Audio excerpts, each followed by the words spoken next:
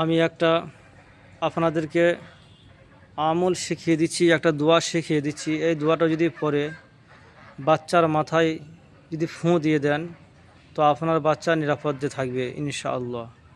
দোয়াটা হলো আউযু বিকালিমাতিল্লাহি তাম্মাতি মিন শাররি মা খালাক, আউযু বিকালিমাতিল্লাহি তাম্মাতি মিন শাররি মা খালাক, আউযু বিকালিমাতিল্লাহি তাম্মাতি মিন শাররি মা খালাক। এই দোয়াটা 3 বার পরে বাচ্চার মাথায় ফুঁ দিয়ে দেবেন, ইনশাআল্লাহ আপনার বাচ্চা নিরাপদে থাকবে। সকালে যখন ঘর থেকে বাইরে যাবে আপনার বাচ্চা পরে ফুঁ দেবেন, সন্ধ্যের সময় যখন বাড়ি আসবে তখন পরে ফুঁ দেবেন, সারা রাত হেফাজতে থাকবে। আর যাদের দুধের বাচ্চা, কোলের বাচ্চা আছে, এই বাচ্চাদেরকে বিশেষ করে সন্ধ্যের পর, অর্থাৎ সন্ধ্যে হবে টাইমে, এইরকম টাইমে বাড়ি থেকে বার করবেন না, কারণ বার করলে আপনার সন্তানের উপর বিভিন্ন রকম বিপদ আপদ আসতে পারে। এর থেকেই আমরা সকলেই হেফাজত থাকবো ইনশাআল্লাহ।